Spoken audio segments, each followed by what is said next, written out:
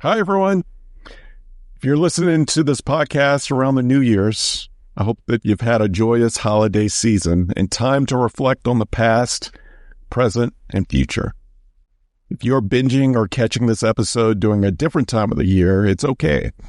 There's much to be valued in this short episode as it pertains to planning, making goals, and aspiring to live a healthier life. Speaking of, my wife and I just did our end-of-year retreat over the weekend in Stanton, Virginia. This is a beautiful, walkable downtown community, and it was a perfect setting to reflect upon and renew our commitments to our marriage, family, and our endeavors for the upcoming year. This is our 5th consecutive year taking time right after Christmas to get on the same page, utilizing the Who's Home workbook templates. We find that even though we plan routinely to keep a healthy family rhythm, the consistent biggest hurdle in our home is still our calendars.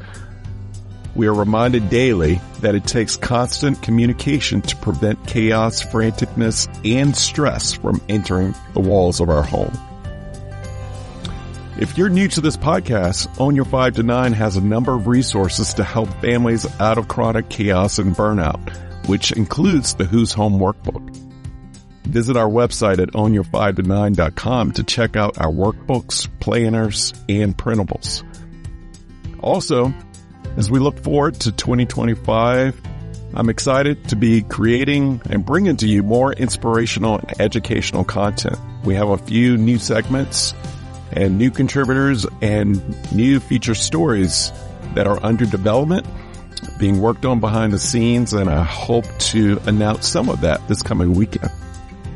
And lastly, if you have yet to leave a rating or review, it would mean the world to me for you to take a minute to leave a positive rating or review. This helps combat the algorithm and helps other people find the show when they are searching for ways to start on a path for a more purposeful and balanced life. Thank you, and we'll be right back.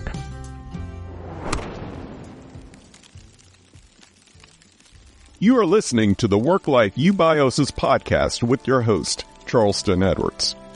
If this is your first time here, welcome. My goal is simple: to eradicate burnout and to bring harmony, purpose, and balance to this world, starting with the family. My hope is that this show and the stories shared will provide encouragement and ideas that will be valuable to you on your journey to work-life freedom. So let's dive in to today's episode.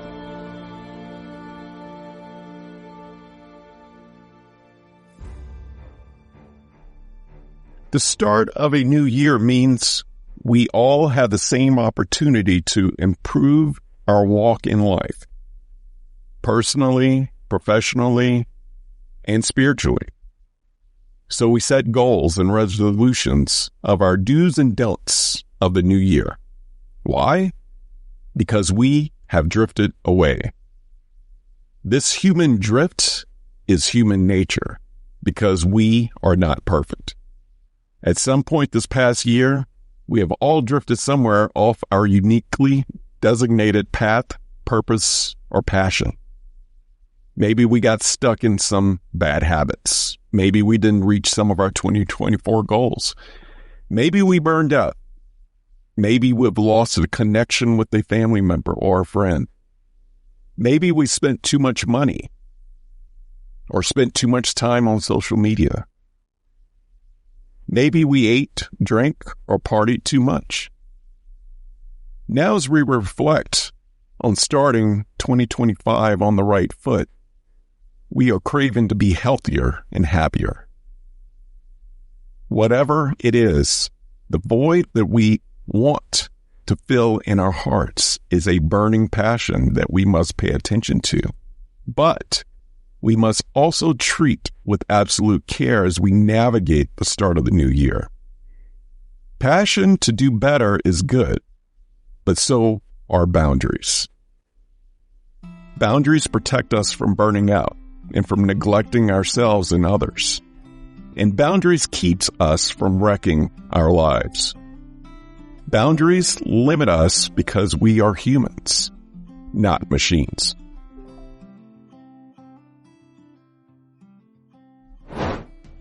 I got an email yesterday that said, together we can achieve more in 2025. No, thank you. This type of mindset is a thief.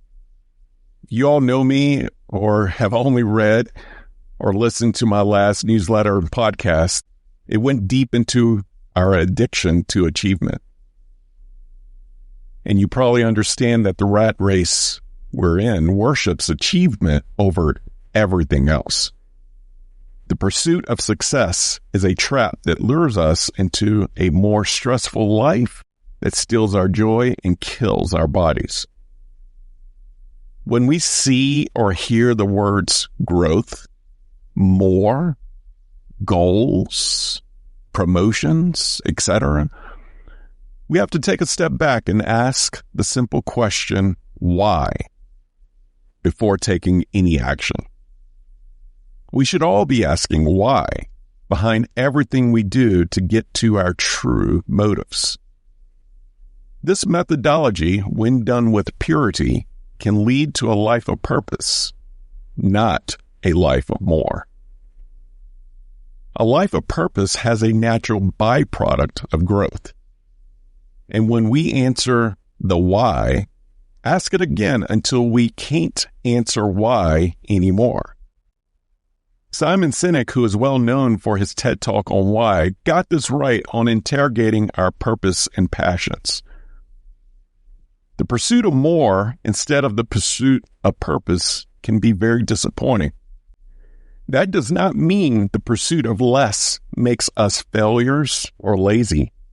The pursuit of less leads us back to the equilibrium of what the word enough means for each of us. In other words, the pursuit of less is a boundary line. For example, golf carts aren't made for the highway or the interstate. Golf carts in their unmodified state can never reach 55 miles per hour. It's highly dangerous for them to go faster than 15 miles per hour. So manufacturers install a governor that prevents them from going above a dangerous speed. For 2025, let's reinstall the governor into our lives. Let's get to know our speed limits. Let's get to know our quota, our limits. What is enough? No more and no less. Let's look at the boundary limitations before we embrace more things, more achievements, and more projects that could potentially lead us into a productivity trap. Most of us had never experienced a governor, so having the margin to think, sleep, read, detach from our devices, or actually take a slow walk every day seems like an exotic vacation. The world wants us to think that having margin is mischievous. If this is you, I encourage you to release the guilt or shame of not achieving more. Don't only create more margin to do less, look for opportunities in the margins to fully live. Spend the extra time working on health and healing, spending time with the kids, volunteering in the community, resting, or connecting with the loved one.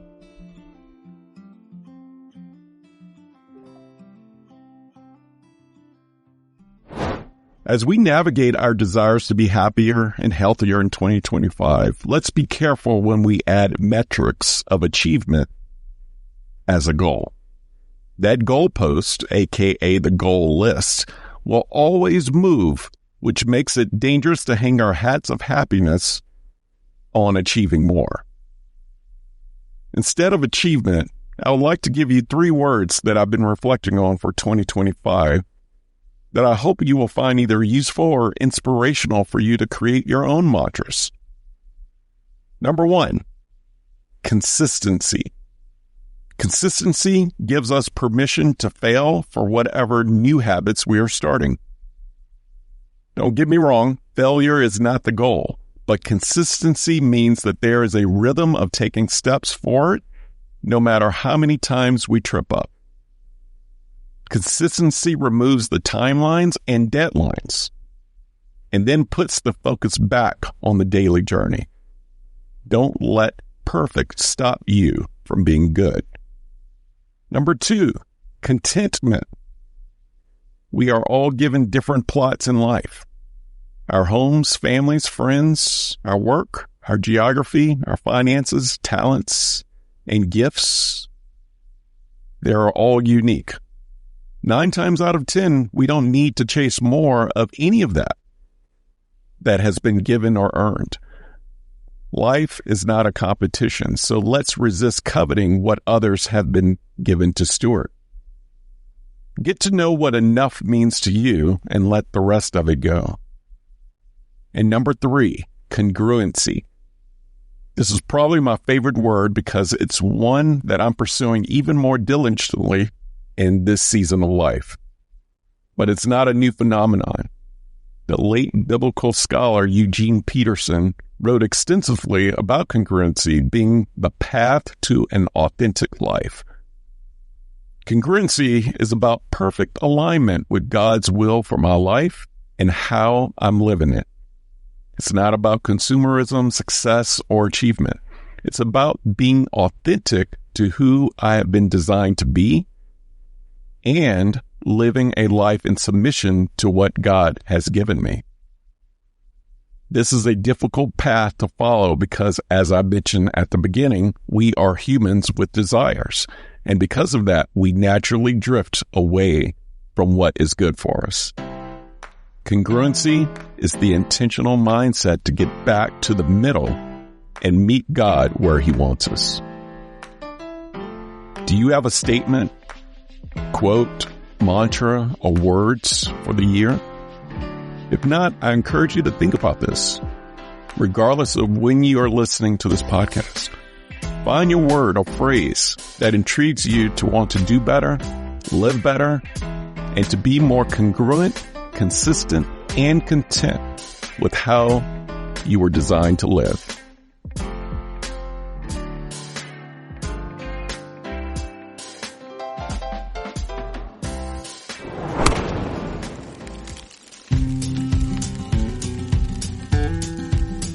Thank you for listening to the Work-Life Eubiosis podcast, part of the Work-Life resources created by Own Your 5 to 9. I hope that you have found encouragement and a few ideas to strengthen your journey to purpose, freedom, and balance.